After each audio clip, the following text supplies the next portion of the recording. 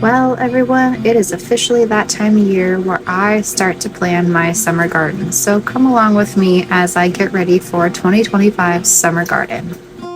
So here I'm just getting my supplies. I pulled out my seeds from last year so I don't end up buying extra seeds and then getting my seed catalogs. This year I am doing a lot more planting. Here I am labeling where I planted my garlic. Last fall, I did 2 beds of garlic, and that is my first year doing garlic. So I am so excited to see how that turns out. Here I'm just looking through the tomato varieties. This is the Baker Creek Heirloom Seed Catalog. This isn't their full catalog, this is just their limited catalog. So I did end up putting this away and just went on their website instead because it has their full listing of all of their seeds that they have. But I am picking some new ones this year to try, so I'm very excited about that. So for my tomato crop this year, I'm doing my usual Amish paste tomatoes. I'll be using these for all of my canning projects. I also am doing our Sun Gold tomatoes. My husband loves his cherry tomatoes, so I usually plant a couple of those, and we get buckets upon buckets upon buckets of these things. Last year, I ended up actually drying them in our dehydrator and then grinding them up and making a tomato paste out of them, or tomato paste powder, excuse me, and turned out really good. So we're growing those again.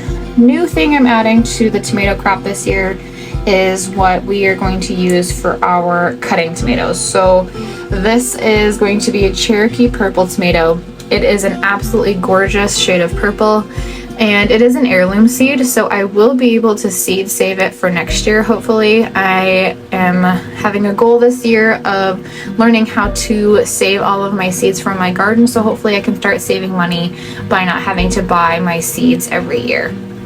Now, one thing I am doing a lot more in depth than I've done in the years before is companion planting, and doing a lot more research as far as what you can plant next to what thrives next to what doesn't thrive next to something. So in my tomato bed this year, I will be planting basil in between each of my tomato plants. So I will be having a lot of basil, and I'm okay with it. But I'm also going to be planting nasturtiums in this bed as well. I love nasturtiums. They are a beautiful flower. You can put them in salads, but they're also a good pest deterrent. So I am looking forward to using those in my garden quite frequently this year. You'll notice I do a lot of erasing and rewriting things just because I'm doing a lot more with the companion planting, so I'm learning. It's a learning process for me. So I will have written something down and then realize, crap, that doesn't go there. I can't put that there. And so I will have to completely take it out and rewrite what I'm doing. But in this bed that I'm writing, I'm doing my pepper bed. So I am doing 4 different kinds of peppers this year. I'm doing 3 hot peppers and then 1 sweet pepper. So I'm doing Anaheim peppers, cayenne peppers, and jalapenos for my hot peppers. And then I am growing California Wonder sweet peppers for my big peppers this year.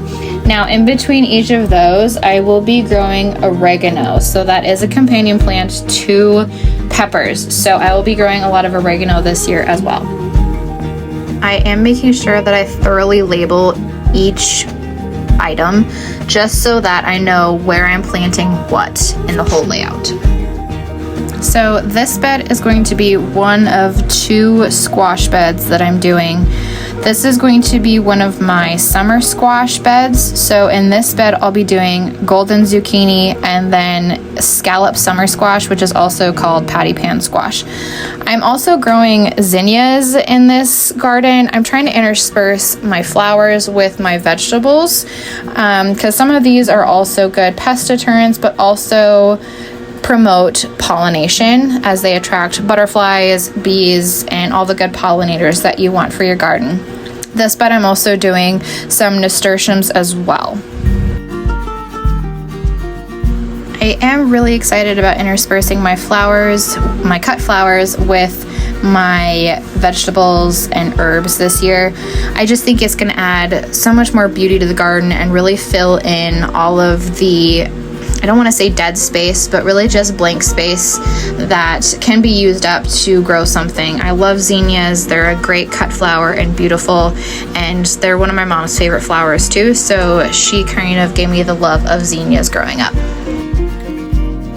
Okay, this is bed 2 of my summer squash garden. So here I will be growing spaghetti squash in the archway.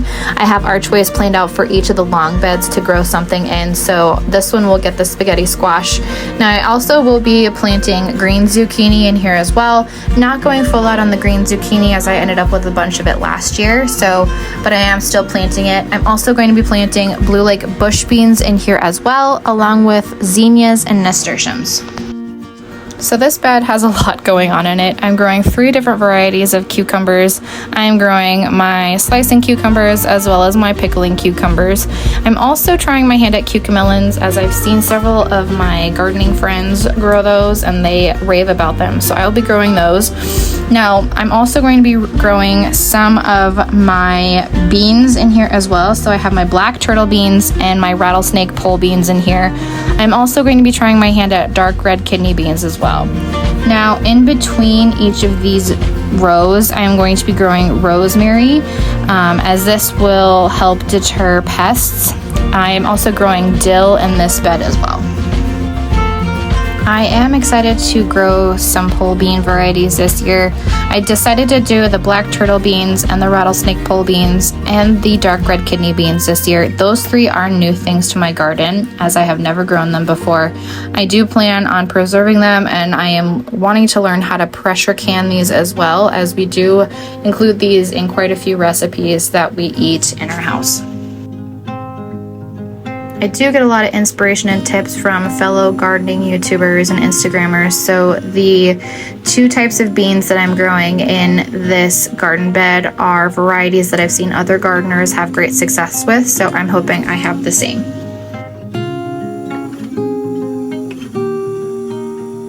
Okay, this bed is going to be where I have my broccoli and my cabbages. So I will have my broccoli at the end, and then I'm growing 2 varieties of storage cabbage. So I will have a green variety and a red variety. The one year that I tried to do the cabbages, I had poor success with them and ended up getting cabbage worms. So these we will end up doing a floating row cover over just to protect them from that. At the end in the archway, I will be planting sugar snap peas. My husband loves sugar snap peas, so I'm growing these specifically for him.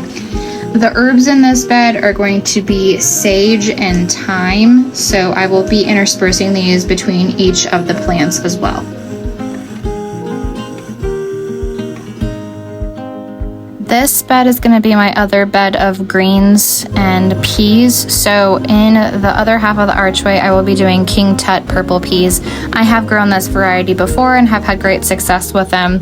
I will also be planting some Gustav's lettuce and May Queen lettuce as my lettuce heads. And then I'm also trying my hand at kale, as we do use this in several of our recipes.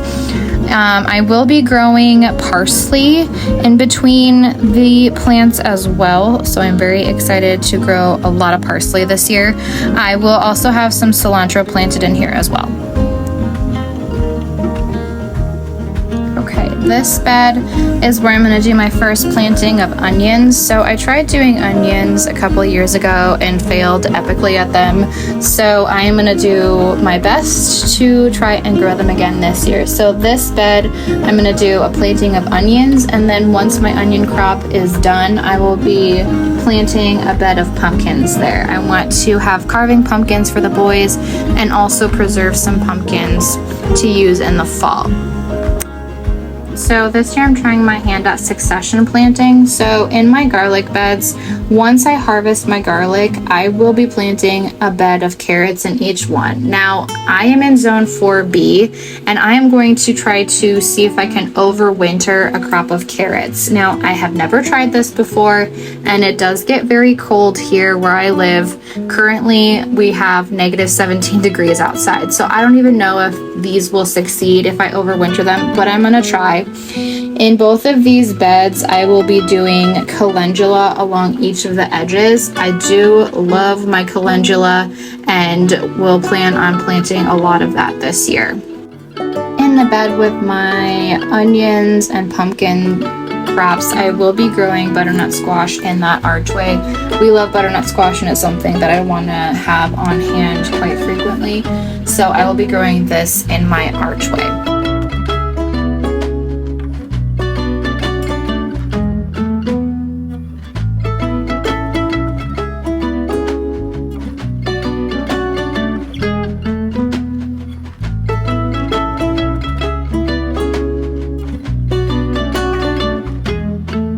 So in the middle of my garden, I have a big circular bed for my herbs.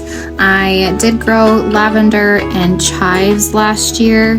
I do have a bit of thyme, but I'm also going to try my hand at stevia, chamomile, mullein, lemon balm, yarrow, echinacea, St. John's wort, and a tooth eggplant. I'm also going to be planting my motherwort as well.